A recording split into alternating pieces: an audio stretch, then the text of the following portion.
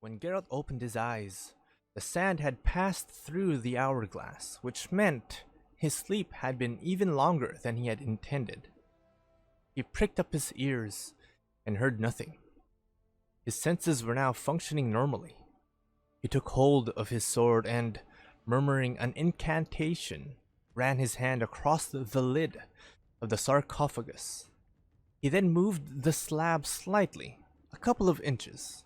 Silence. He pushed the lid further, sat holding his weapon at the ready, and lifted his head above the tomb. The crypt was dark, but the Witcher knew that outside dawn was breaking. He struck a light, lit a miniature lamp, and lifted it, throwing strange shadows across the walls of the crypt. It was empty. He scrambled from the sarcophagus, aching, numb, cold. And then he saw her. She was lying on her back next to the tomb, naked and unconscious. She was rather ugly, slim, with small pointed breasts, and dirty. Her hair, flaxen red, reached almost to her waist. Standing the lamp on the slab, he knelt beside her and leaned over. Her lips were pale, and her face was bloody where he had hit her cheekbone. Geralt removed his gloves, put his sword aside, and without any fuss, drew up her top lip with his fingers. Her teeth were normal. He reached for her hand, which was buried in her tangled hair. Before he took it, he saw her open eyes. Too late. She swiped him across the neck with her talons, cutting him deeply, blood splashing onto her face. She howled, striking him in the eyes with her other hand. He fell on her, grabbing her by the wrists, nailing her to the floor. She gnashed her teeth, which were now too short in front of his face. He butted her in the face with his forehead and pinned her down harder. She had lost her former strength. She could only writhe beneath him, howling, spitting out blood. His blood, which was pouring over her mouth. His blood was draining away quickly. There was no time. The Witcher cursed and bit her hard on the neck, just below the ear. He dug his teeth in and clenched them until her inhuman howling became a thin, despairing scream, and then a choking sob, the cry of a hurt 14-year-old girl. He let her go when she stopped moving, got to his knees, tore a piece of canvas from his sleeve pocket, and pressed it to his neck. He felt for his sword, held the blade to the unconscious girl's throat, and leaned over her hand. The nails were dirty, broken, bloodied, but normal. Completely normal. The Witcher got up with difficulty. The sticky wet grayness of early morning was flooding in through the crypt's entrance. He made a move toward the stairs, but staggered and sat down heavily on the floor. Blood was pouring through the drenched canvas onto his hands, running down his sleeve. He unfastened his tunic, slit his shirt, tore and ripped rags from it, and tied them around his neck, knowing that he didn't have much time, that he would soon faint. He succeeded, and fainted. In Wyzim, beyond the lake, a cock, ruffling his feathers in the cold damp, crowed hoarsely for the third time. He saw the whitened walls and beamed ceiling of the small changer above the guardroom. He moved his head, grimacing with pain, and moaned. His neck was bandaged, thickly, thoroughly, professionally. "Lie still, Witcher," said Velerad. "Lie. Do not move." My sword." Yes, of course. What is most important is your witch's silver sword. It's here, don't worry.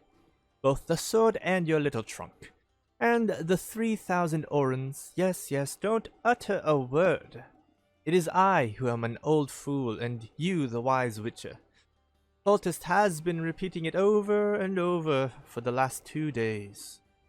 2 Oh yes, too. She slit your neck open, quite thoroughly. One can see everything you have inside there. You lost a great deal of blood. Fortunately, we hurried to the palace straight after the third crowing of the cock. Nobody slept in Wiseham that night. It was impossible. You made a terrible noise. Does my talking tire you? The princess. The princess is like a princess, thin and somewhat dull-witted. She weeps incessantly and wets her bed, but Foltest says this will change. I don't think it'll change for the worse. Do you, Geralt? The Witcher closed his eyes. Good. I take my leave now. Rest. Better I'd got up. Geralt, before I go, tell me, why did you try to bite her to death? Eh? Geralt? The Witcher was asleep.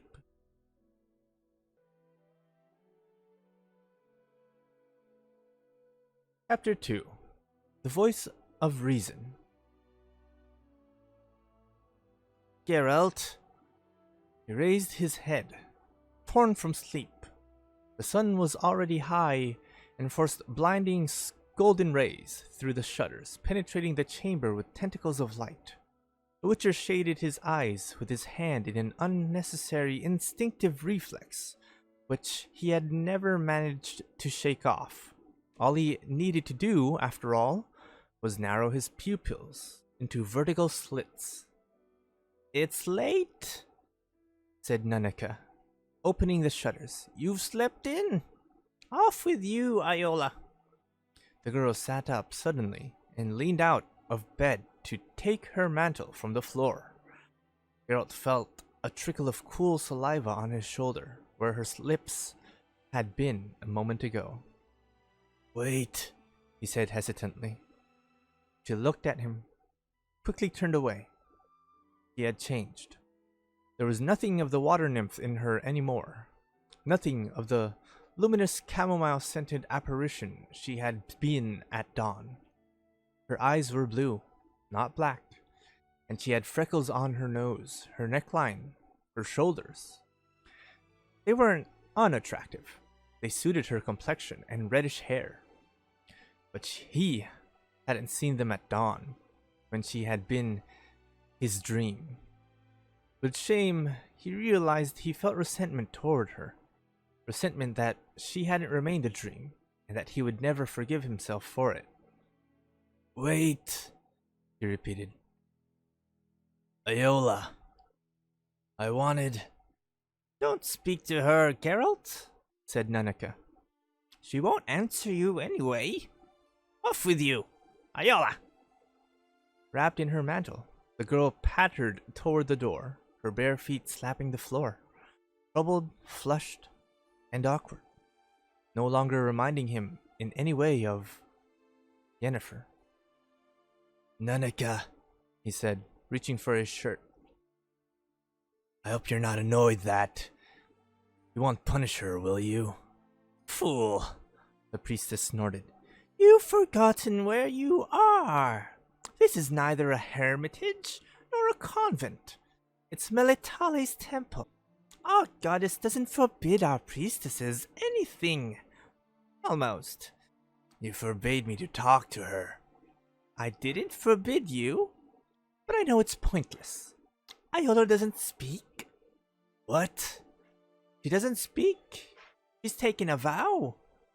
It's a sort of sacrifice through which... Oh, what's the point of explaining? You wouldn't understand anyway. You wouldn't even try to understand.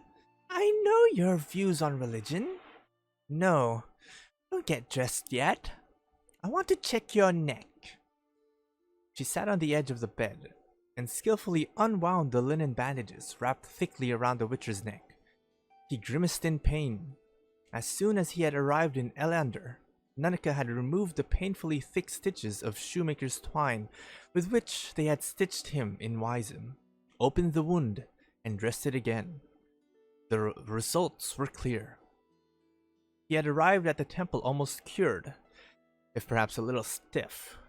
Now he was sick again, and in pain. But he didn't protest.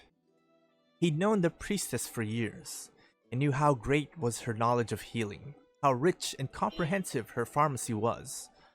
A course of treatment at Melitali's temple could do nothing but good. Nanaka felt the wound, washed it, and began to curse. He already knew this routine by heart.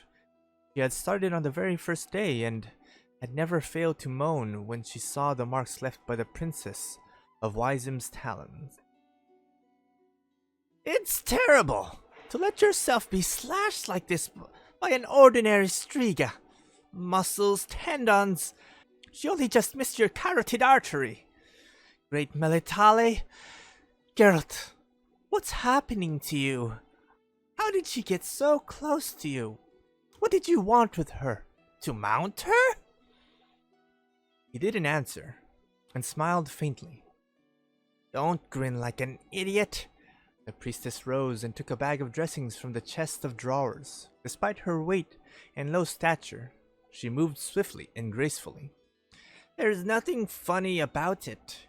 You're losing your reflexes, Geralt." "You're exaggerating." "I'm not exaggerating at all." Nanaka spread a greenish mush, smelling sharply of eucalyptus, over the wound. "You shouldn't have allowed yourself to get wounded, but you did, and very seriously at that. Fatally even.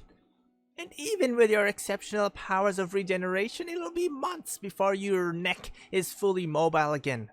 I warn you, don't test your strength by fighting an agile opponent during that time." "Thank you for your warning. Perhaps you could give me some advice too. How am I supposed to live in the meantime? Rally a few girls, buy a cart, and organize a traveling house of ill repute?" Nanaka shrugged, bandaging his neck with quick, deft movements. "Am I supposed to give you advice and teach you how to live? Am I your mother or something? Right, that's done. You can get dressed. Breakfast is waiting for you in the refectory. Hurry up, or you'll have to make it yourself. I don't intend to keep the girls in the kitchen to midday." "Where will I find you later? Sanctuary?" "No." Nanaka got up. "Not in the sanctuary. You're a welcome guest here, Witcher, but don't hang around in the sanctuary. Go for a walk, and I'll find you myself." "Fine." Part 2. Geralt strolled for the fourth time along the poplar alley, which led from the gate to the dwellings by the sanctuary and main temple block, which merged into the sheer rock. After brief consideration, he decided against returning to shelter and turned toward the gardens and outbuildings. Umpteen priestesses, clad in gray working garments, were toiling away, weeding the beds and feeding the birds in the henhouses. The majority of them were young, or very young, virtually children. Some greeted him with a nod or a smile in passing. He answered their greetings, but didn't recognize any of them, although he often visited the temple, once or even twice a year. He never saw more than 3 or 4 faces he knew. The girls came and went, becoming oracles in other temples, midwives and healers, specializing in women's and children's diseases, wandering druids, teachers, or governesses. But there was never a shortage of priestesses, arriving from all over. Even the remotest regions, Melitali's temple in Elander was well known and enjoyed well-earned fame. The cult of Melitali was one of the oldest, and in its day, one of the most widespread cults from time immemorial. Practically every pre-human race in every primordial nomadic human tribe honored a goddess of harvest and fertility, a guardian of farmers and gardeners, a patroness of love and marriage. Many of these religions merged into the cult of Melitali. Time, which was quite pitiless toward other religions and cults, effectively isolating them in forgotten, rarely visited little temples and oratories, buried among urban buildings, had proved merciful to Melitali. She did not lack either followers or sponsors. In explaining the popularity of the goddess, learned men who studied this phenomenon used to hark back to the pre-cults of the Great Mother, Mother Nature, and pointed to the links with nature's cycle, with the rebirth of life and other grandiloquently named phenomena. Geralt's friend, the troubadour Dandelion, who enjoyed a reputation as a specialist in every possible field, looked for simpler explanations. Melitali's cult, he deduced, was a typical woman's cult. Melitali was, after all, the patroness of fertility and birth. She was the guardian of midwives, and a woman in labor has to scream. Apart from the usual cries, usually promising never to give herself to any bloody man ever again in her life, a woman in labor has to call upon some godhead for help, and Melitali was perfect. And since women give birth, and will continue to give birth, the goddess Melitali, the poet proved, did not have to fear for her popularity. Geralt! Nanika, I was looking for you. Me? The priestess looked at him mockingly. Not Iola. Iola too, he admitted. Does that bother you? Right now, yes. I don't want you to get in her way and distract her. She's got to get herself ready and pray if something's to come of this trance. I've already told you, he said coldly. I don't want any trance. I don't think a trance will help me in any way. While I, Nanika winced, don't think a trance will harm you in any way. I can't be hypnotized. I have immunity.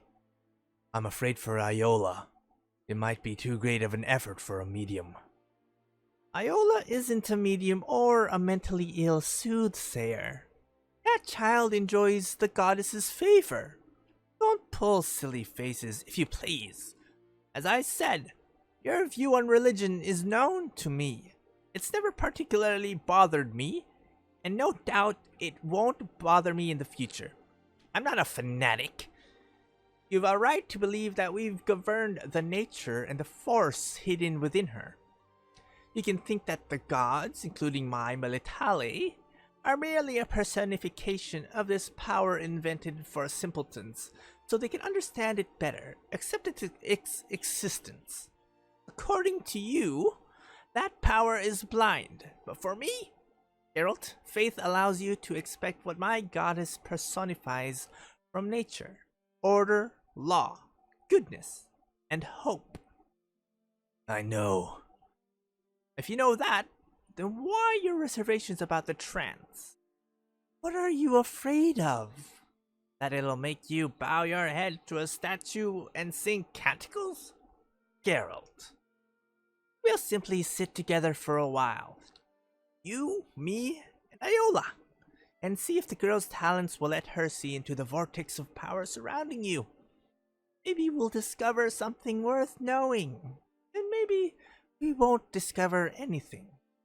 Maybe the power and fate surrounding you won't choose to reveal themselves to us, will remain hidden and incomprehensible.